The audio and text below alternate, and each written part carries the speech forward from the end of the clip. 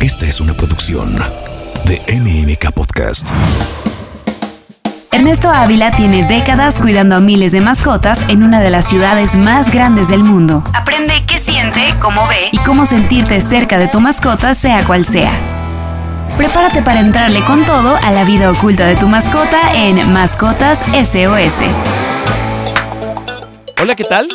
Yo soy Ernesto Ávila Escalera de Clínica Veterinaria del Bosque y bienvenidos a nuestro podcast Mascotas SOS. Hoy vamos a platicar de un tema que ha generado muchísima polémica porque la Profeco hace poco sacó una publicación, el año pasado sacó otra publicación y ha generado muchísima inquietud en las redes sociales. Vemos también por ahí muchísimos videos de gente que opina sobre cómo debe de ser la nutrición y la alimentación de perros y gatos. De hecho, fíjense que platicando con una doctora que sacó uno de estos videos y hablaba de la enfermedad renal y de la enfermedad del tracto urinario bajo en gatos, y decía que muchas de estas enfermedades eran provocados por los alimentos balanceados, por los alimentos comerciales. Y yo me tomé la libertad de marcarle y platicar, a ver, doctora, ¿dónde estás basando? ¿En qué investigación? ¿En qué artículos científicos? Y me comenta, me dice, bueno, algo que tienes que entender, Ernesto, es que cada quien tiene su opinión. Pues, ¿qué creen? Que no es así. En el caso de la medicina, en el caso de la cirugía, en el caso de la nutrición, que son ciencias todas ellas, deben de ser basadas en evidencias, debe de ser basado en artículos científicos perfectamente fundamentados. Entonces, obviamente, hay muchos aspectos y lo primero son ¿cuáles son los requerimientos nutricionales que nuestros perros y gatos deben de tener? Aquí, obviamente, ¿cuáles son las aportaciones, por ejemplo, energéticas? Que esta nos lo va a dar las proteínas, todos estos productos nitrogenados que van a ayudar a la formación de músculos. Es muy importante y va a variar en los cachorros, igual en los otros nutrientes, pero en los cachorros hay una mayor necesidad de estas proteínas, en los adultos disminuye y en los pacientes geriátricos van a ir disminuyendo estos requerimientos también de proteínas. También existen calidades en las proteínas. Hoy vemos que los alimentos balanceados son de muy buena calidad. Quiero decirles que en México existe un organismo que es el Grupo Amascota de CONAFAB, el Consejo Nacional de Fabricantes de Alimentos Balanceados. Ahí están la mayoría de las empresas que producen los alimentos de la más alta calidad y todos con un soporte en investigación porque tienen sus centros de investigación en Estados Unidos, en Europa y bueno, obviamente con muchísimos científicos. Vemos que ellos dicen, hay que ver entonces la calidad de la proteína, porque no es lo mismo una proteína de alta digestibilidad a una proteína de baja digestibilidad. Otra de las cuestiones que nos preguntan a cada momento es, oye, ¿este alimento contiene harinas? ¿Esto es bueno o es malo? Ni bueno ni malo. Existen harinas de carne de muy buena calidad y otras de no tan buena calidad. Es que el que hayan harinas no dice absolutamente nada. Esto es el alimento que les recomiende su médico veterinario, siempre y cuando sea balanceado, va a ser de muy buena calidad. Otro aspecto son las grasas. Estas grasas que también nos van a aportar una gran cantidad de energía. ¿De dónde vienen estas grasas? ¿Qué cantidades requiere nuestro paciente? Y los hidratos de carbono. Los perros requieren una mayor cantidad de hidratos de carbono que los gatos. Es por eso que incluso en el caso de los gatos, esta fuente de energía va a venir más de las proteínas y las grasas que de los hidratos de carbono. Incluso en el caso de los gatos, a diferencia de los perros o de los humanos que tenemos un requerimiento de 10 aminoácidos esenciales, en el caso del gato tenemos un 11º aminoácido esencial que se llama taurina. Nosotros, los humanos, los perros, podemos sintetizar esta taurina a partir de otro aminoácido que se llama metionina.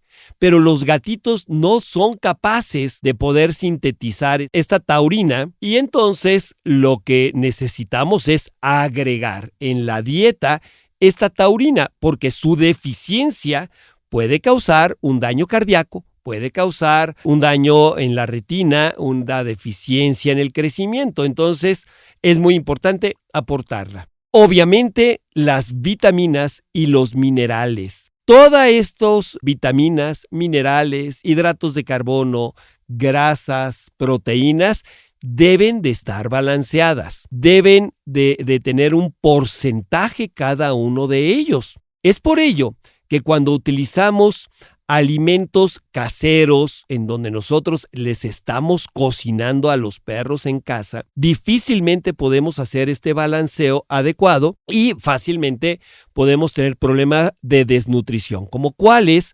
obviamente la obesidad, porque incrementamos la cantidad de energía. Otro de los problemas que podemos llegar a tener es el raquitismo cuando estamos administrando una dieta alta en carne que no contenga suficiente calcio. Ahí, por ejemplo, en el caso de las dietas hechas a base de pura carne, la relación de calcio y fósforo no están adecuadas y lo que hace el organismo del perro o del gato es que empieza a robarse el calcio de los huesos para mantener a nivel sanguíneo una relación 1-1-2 para el funcionamiento adecuado. Entonces, el raquitismo. Otro de los problemas que podemos llegar a tener es el hiperparatiroidismo nutricional secundario, que esto era muy frecuente en gatos. Comenzó a disminuir a partir del uso de alimentos comerciales, del uso de alimentos balanceados. Ya hablamos de estos principales nutrientes que requieren nuestros animales. Otra de las cuestiones es el tipo de alimentos. Hoy vemos que tenemos la facilidad de utilizar croquetas de alimentos balanceados secos que andan alrededor de 90% de materia seca, 10% de humedad. Sin embargo, hay una gran variedad. Muchos alimentos están enlatados, son más palatables. La palatabilidad es el sabor que nosotros podemos proporcionarle a nuestros perros, a nuestros gatos. Tenemos alimentos en sobres húmedos y semihúmedos que también van a ser muy atractivos para nuestros perros y nuestros gatos. Es muy importante sí administrar suficiente agua, porque sobre todo en los gatitos que tienden a la enfermedad renal, el consumo de agua nos va a ayudar a estar diluyendo todos estos productos de desecho, a que esté orinando más frecuentemente. Algo importantísimo, las porciones y la frecuencia de la alimentación. Quiero comentarles que hay gente que dice, el perro come una vez al día. No es así. Por lo menos deben ser 2 o 3 veces al día. Aquí van a aprovechar muchísimo mejor todos los nutrientes que ya mencionamos. Y existe, por ejemplo, en perros de abdomen recogido, de pecho profundo, un síndrome que se llama síndrome de volvulotorsión gástrico. Este volvulotorsión gástrico se puede presentar por muchísimas causas. Se puede presentar por perros que comen poco antes o poco después de hacer ejercicio intenso. Se puede presentar en perritos que son estresados, que lamentablemente cuando los llevan a pensiones o cuando vienen las fiestas donde hay pirotecnia, donde hay cohetes, cuando hay tormentas. Y aquí aprovecho, por favor, no hagan pirotecnia. Los perritos y los gatos sufren muchísimo con la pirotecnia. Entonces, cuando están estresados, y regresándome al tema de alimentación, cuando están estresados jadean y entonces jalan muchísimo más aire, el estómago se llena de aire y se presenta el vólvulo, o sea, se infla este estómago, hagan de cuenta que se convierte en una especie de tambor y el estómago gira sobre su propio eje. Al girar sobre su propio eje, casi siempre es en sentido contrario a las manecillas del reloj, no puede salir el aire ni hacia el esófago ni hacia intestinos y es una emergencia médica. Estos perritos siempre, además de poder regresar el estómago a su lugar, de fijarlo a una de las paredes abdominales, etcétera, muchas veces no lo logramos. Hay algo que le llamamos la hora de oro para poder operar a nuestros perros que tienen volvulotorsión gástrico. Entonces, tratemos de evitarlo haciendo 2 o 3 comidas al día, ¿sí? Evitar darles de comer cuando estamos regresando de correr o de jugar con la pelota, y hagámoslo en perros, por ejemplo, Gran Danés, Doberman, Weimaraner, hacerlo un poquito en alto.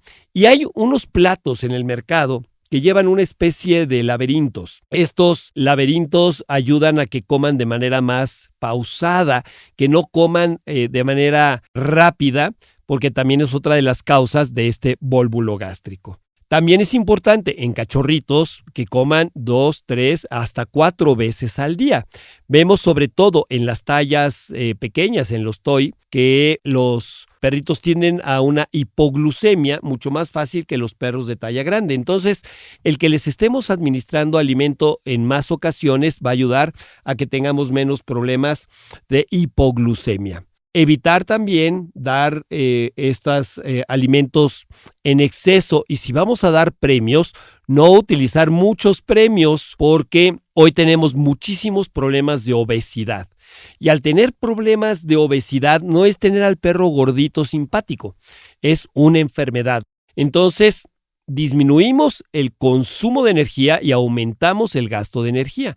Hay que salir a caminar con nuestros perros para evitar esto. En el caso de los gatitos, podemos jugar con plumas, con pelotitas. Ojo con el tema de los láser. El juego con láser no siempre es beneficioso para los gatitos, pero bueno, hay que hacer que ellos también jueguen y tengan una actividad física para que gasten energía. Obviamente, evitar todos los alimentos tóxicos, como son el chocolate. El chocolate puede llegar a ser tóxico en perros y gatos, provocar alteraciones neurológicas, convulsiones, etc. Evitemos también el ajo, la cebolla, que puede provocar destrucción de los eritrocitos, provocar anemias importantes. Evitemos las uvas. Es muy importante evitar todos estos alimentos tóxicos que puedan dañar a nuestros perros, a nuestros gatos. Está de moda los alimentos BARF, estos alimentos crudos preparados en casa. Quiero decirles que no son del todo malos. Sin embargo, lamentablemente muchos de los perros que tenemos hospitalizados son por estos alimentos BARF, que son fácilmente contaminados por salmonela, por algunas otras bacterias, e ingresan a hospital intoxicados o con infecciones severas por estos alimentos BARF. Vuelvo a insistir, hay gente que los prefiere, no son del todo malos, pero es muy difícil poder hacer un balanceo de la ración y tenemos más problemas también de obesidad con estos perritos. Voy a entrar al tema de los alimentos. Hoy es tan sofisticada la nutrición y alimentación de perros y gatos que muchas empresas hoy están utilizando ya alimentos, por ejemplo, para perros enfermos del corazón, para perros enfermos de enfermedades renales, tanto perros como gatos, e incluso cuando su médico veterinario detecta una enfermedad renal, puede seleccionar para una enfermedad renal que está iniciando o para una enfermedad renal más avanzada. Hay alimentos para gatitos con enfermedad del tracto urinario bajo en gatos. No nada más hay unos para prevenirlos, ya prácticamente todos los alimentos para gatos de las empresas que están dentro de Amascota del CONAFAB, del Consejo Nacional de Fabricantes de Alimentos Balanceados, ya cuentan con mecanismos para evitar desde el punto de vista nutricional la enfermedad del tracto urinario bajo en gatos. Sin embargo, las causas son muchísimas. Por ejemplo, vemos que el estrés hoy es uno de los principales factores de la cistitis intersticial felina. Vemos la disminución de la capa de glicosaminoglicanos, de alteración de la inmunidad de esta vejiga, algunos procesos infecciosos, en algunos casos bacterias, que casi siempre somos los veterinarios que provocamos el arrastre de bacterias, por ahí del 2 o 3%. enfermedades virales, infecciones virales. Entonces, las causas no nada más son nutricionales. Esto era muy frecuente hace muchos años y se hablaba primero de si era el alimento seco, luego se hablaba de si las cenizas, luego se hablaba del magnesio, luego del tipo de magnesio y hoy sabemos luego las infecciones, ahora el estrés y hoy sabemos que es totalmente multifactorial. Entonces, ya hay alimentos para evitarlo. Y si se llega a presentar la enfermedad, hay alimentos para poder disolver estos cálculos, disolver estas arenillas y ayudarle a nuestros gatitos. Igual, en el caso de perros, también hay dietas específicas para disolver ciertos tipos de cálculos. No todos los cálculos. Algunos tienen que ser operados por su médico veterinario, retirarlos quirúrgicamente. Vemos que las técnicas quirúrgicas también han evolucionado mucho en estos cálculos, desde laparotomías, desde cirugías de muy baja invasión a través de laparoscopías. Entonces, retirarlos quirúrgicamente. Tenemos alimentos, por ejemplo, para enfermedades osteoarticulares que van a ayudar a mejorar estas articulaciones. Tenemos alimentos para personas con alergias en gatos. Hoy mucha gente que tiene gatitos que sufren porque son alérgicos a su gato. Esto se debe a un alérgeno que se llama FeLD1. Este FeLD1 es el principal alérgeno de mamíferos, de todos los mamíferos domésticos hacia el ser humano.